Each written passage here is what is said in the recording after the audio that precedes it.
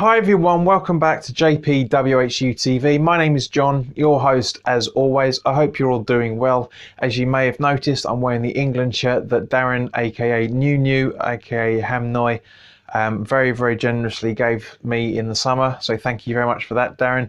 The subject of today's video is discussing Montenegro 1, England 5. As always, let's start off with the team sheet. In goal was Jordan Pickford.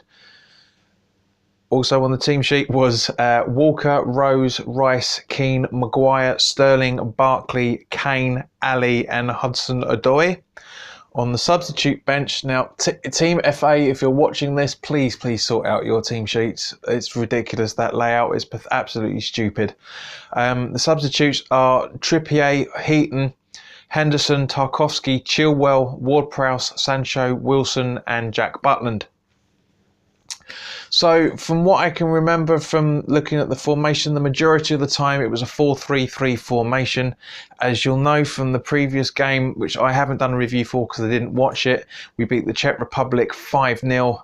A very well taken penalty from Harry Kane, and very interesting and very overdue, shall we say, hat-trick from Raheem Sterling, and also the fifth goal was an own goal by the Czech Republic player, defender, if I remember correctly.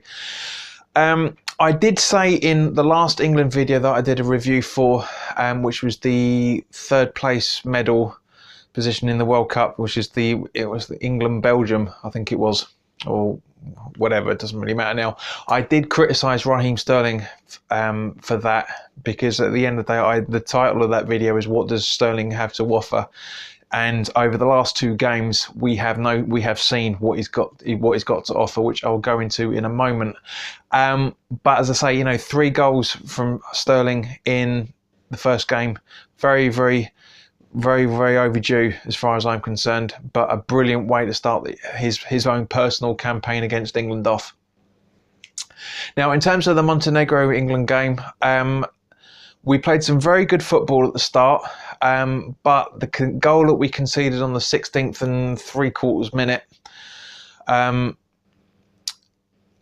basically defensive errors, really. There's going to be a big argument. There's nothing we could have done about the goal itself, but I do think that Maguire could have moved over just a little bit better. He could have read the game a bit better. I think Michael Keane could have read the game a bit better. I certainly think Hudson-Odoi could have done, but I don't want to criticise him because this is his first appearance on the start. That's right, his second appearance, but his first start for England. Likewise with Declan Rice. So I'm not going to criticise those two more than I need to, because, as I say, they're just learning. They're learning their trade as England internationals. Hudson-Odoi was a little bit shaky down the right hand side, but he swapped over on the second half. The second half of the first half, so the second quarter, which way you want to look at it, and played much better, much better. So I'm guessing if he's available for the next England game, then I'm guessing he will be on the left rather than the right, which he started on. But in terms of the goal that we conceded just before the 17th minute from Vesovic, very well done goal from Montenegro. They didn't really offer all that much. It was really their first attempt. Their first attack, really, I should say. So, warning signs from at the beginning of the game, but I wasn't that worried for it. I really wasn't all that worried, because I knew this is England, and no disrespect to any Montenegrins that are watching this, but I knew we were going to come back and give a much better game once we concede, because we always do. In the first quarter of an hour, it was kind of like watching West Ham. In terms that England were playing, the very good ball control, very excellent possession for certain things. Declan Rice getting into the game a lot more than he was at the start, and but unfortunately it was lapses of judgment and lapses of concentration that caused us to concede that goal against Montenegro, from Montenegro. But there was no stopping it once the geezer kicked it. Absolutely brilliant goal, very good. And then 12.5 minutes later, we equalised. Ross Barkley, who had a superb game for England, got his assist for Michael Keane's goal. Very, very good free kick. Ball floated in absolutely perfectly. Keane rises for it. I don't honestly think he touches it. If he does, it was milliseconds before the Montenegrin player hit it as well, and it goes into the back of the net, and it's 1-1 on the half-hour mark. I know I'm probably being a little bit overcritical for this, but it doesn't look like Keane touches it. It really doesn't look like he touches it. But when we equalised, we went up into the second gear, as a lot of people like to say. And Ross Barkley scored on the 38th minute from an absolutely cheeky little thing that he did. But what a ball from Hudson-Odoi. What a ball. Beautiful. He runs, takes on the defenders, gets into the box, squares himself up, goes to kick it. It's going off target, but Ross Barkley gets into the right position and sticks his foot out, and bam, the keeper's got no chance, and it's in the back of the net, and it's 2-1. Almost the same with Barkley's second on the 59th minute in the second half. Again, Barkley getting in the right position. I think Sterling kicks the ball in, and Barkley just taps it into the back of the net, and we're 3-1 up. Absolutely cruising at this point. I wouldn't say what the BBC have said, and probably ITV have said as well. I wouldn't class this as a thrashing, because Montenegro did give us a game. They really, really tried to give us a game. I think overall we had about 2/3 possession. So from stats points of view, goals points of view, whatever, it was a thrashing, but they played well, Montenegro. They had a very, very good game. They had a good game plan. They were trying to hit us as much as they possibly could. It was Montenegro came very close to equalising just after Barkley scored as well. So it could have easily been 2-2 at one point, but it wasn't. We defended a lot better in the second half. Our attack play was better in the second half. It looked like there was better communication on the second half. And just gone the 63rd minute, Dele Alli's taken off, and Jordan Henderson comes on. On the 70th, just before the 71st minute, Harry Kane gets a goal. Good ball in from Raheem Sterling from the right hand side, and I think Kane's like half unaware of it, to be honest with you. Very good run from him, but he's kind of half unaware of it, because he literally goes to kick the ball with his leg up like that. And that's it. Boom! It's 4-1, and there's an argument's sake that it's job done at that point, but England hadn't finished.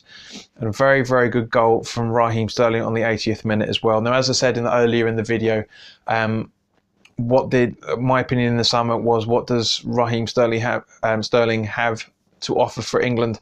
And we've seen it over the last 3 days. 4 goals in 2 games from Raheem Sterling. A long, long time overdue as far as I'm concerned. He was been very inconsistent for England. I wouldn't say that he's won me over, but he's getting there. He really is getting there, especially how he's playing in the Premier League for Man City this season as well. So, it's very, very good play that we've got players. The football's getting better. We're nowhere near as good as how we want England to be playing. Nowhere near as good, but we are so close to getting on that real momentum train. We've scored, taken the own goal out of the equation. We have against the Czech Republic, we have scored 9 goals in 2 games. Yes, there is an argument that it was the Czech Republic and the Montenegro, a pub team, a Sunday morning team, blah blah blah blah. But this is where the groundwork starts. You play to this ability at the lower nation sides. No disrespect to anybody. And then you literally just go for it. You build from there. You improve your pace when you come up against your Frances and your Brazils and your Italys and your Spain and your Portugals, blah blah blah. You kick up a gear. This is the time where we really start to put the groundwork in to get the basics 100% right. Yes, it's difficult for Gareth Southgate to choose the same team all the time because of injuries and performances, but at the same point, Southgate seems to has the old school mantra of you play well, you keep your shirt. You don't play well for England, you're on the bench. You know, or do you know what I mean? You know, but it's very, very good from Southgate. His mind's in the right place. He's turning into a very, very good England manager. We knew his potential from what he did with the under-21s, and he's slowly stepping it up with a lot of those players that were at that under-21 level with him a few years back as well. So very, very happy with the results. We're top of the group, albeit four teams, but as I say, we've got 9 goal difference on it, and we've got other qualifiers to come up, so it's looking good. I'm very, very happy with things. I'm not getting carried away because it's not a battering in terms of how, if we go out and beat Spain 2 or 3-1, if we go out and beat France 2 or 3-1, whoever else we've got coming up in the qualifiers, then it's gonna be good. It's looking rosy. It's not coming home just yet, but it's a good start. It's a very, very good start. So thank you very much for your time, guys. As always, please leave your comments in the comments section below. If you're new around here and you like what I'm doing, you don't have to be a West Ham supporter to subscribe to the channel. It helps because the majority of the content will be a West Ham's channel. But if you're neutral, or you just like football and don't really follow any team, then by all means click the subscribe button and hit the notification bell so you get first dibs on all the videos I'm doing. If you like what I'm doing, it'd be good to see you. If you like the video and you feel I deserve it, then by all means please click the like button. And also please share the channel on any social media platform that you wish, in case you may know anybody that may want to watch the channel as well. So talking of social media, you can find me on Facebook at JPWHUTV, both as a group and as a page for the channel as well. I'm now on Instagram. Again, username of JP at JPWHUTV. I haven't posted anything up there yet. I literally just set it up at the weekend. There's also a TikTok account as well, again at JPWHUTV. Not really sure how I'm going to be able to use TikTok, but we'll sort that out at some point. Also, if you want to reach me on Twitter, then by all means tweet me again at JPWHUTV, and find me on fanvibe.com if you're on there as well, again at JPWHUTV username. So in the meantime, guys, thank you very much for your time. It's bloody late now, so I need to start getting ready for work tomorrow. There will be a preview video of the Everton game coming up. That will be done on Wednesday night, so keep an eye out for that. But other than that, guys, I will see you in a couple of days. If not, you look after yourself, and it's been good to spend the time with you. All the best.